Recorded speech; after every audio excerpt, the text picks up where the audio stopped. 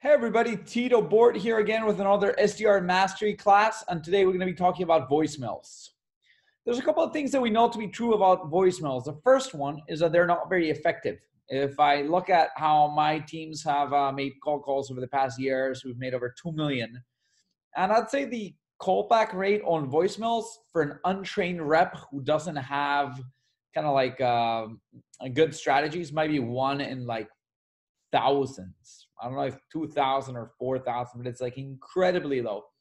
And then once you get like really good at voicemails, perhaps your callback rate might be one in like 100, which isn't like super helpful. But if you are making, $50 a day and, 10% of those or 20% of those end up actually in voicemail, you're leaving 10 voicemails a day. Perhaps you get a callback every 2 weeks.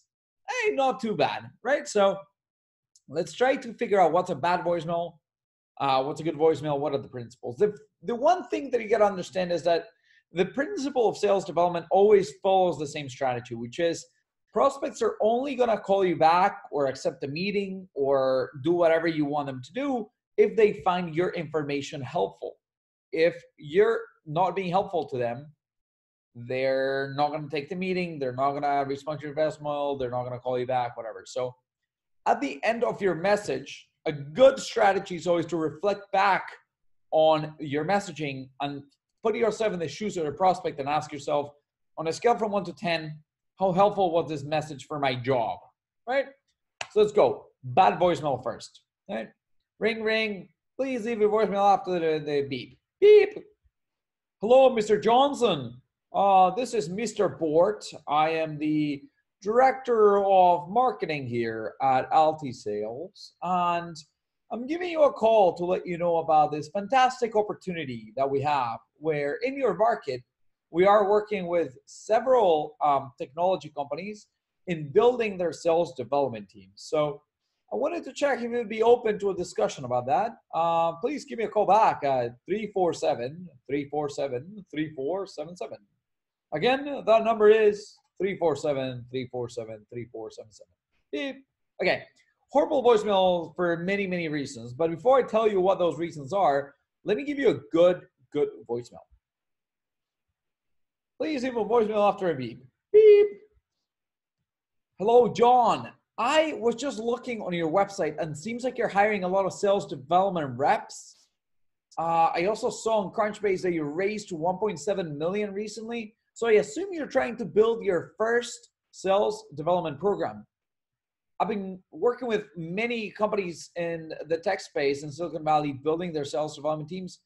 And I think I have some insights to share on some of the common mistakes companies make and give you some insights into how to develop your first cold calling script, your first email template, your first cadence, some of the tools that might be helpful. So I was just hoping to have a conversation with you. Perhaps I have some ideas you can steal. And obviously, if it makes sense for us to work together, I'd appreciate the opportunity to present to you what we tend to work on with clients. I'm going to be sending you an email. My name is Tito Bort, and I'm the CEO at Alti Sales. Again, Tito Bort. Check your email in the next few minutes. And if I don't hear back from you, I'll ping it back to you. So thanks again. Bye. Cool. What's the difference between the first one and the second one?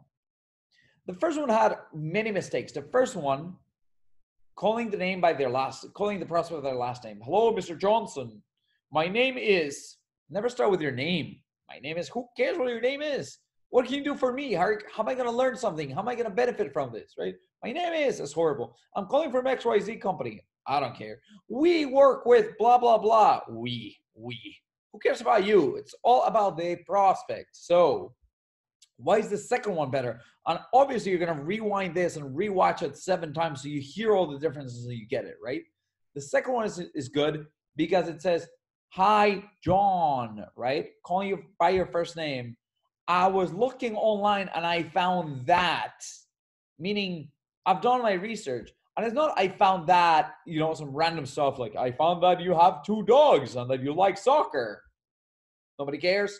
What can you do for my business? How can you help me as your decision maker to move my key performance indicators forward? How can you make me the champion of my company and help my team love me, right? So I was looking online and I saw that you're hiring sales development reps. Ooh, cool. Good research. I am hiring sales development reps. That's our priority right now. And check their website and make sure that they're hiring sales development reps, right? I also saw that you raised X point down million on Crunchbase. Ooh, you know that I have money. You know that I'm building my team. And then you're not like, we provide these services. No, you have insights to share. Hey, John, I have some insights to share. I assume you're going to be building the first iteration of your sales development team. Yes, I'm doing that. Tell me about me and my goals and how you can help me.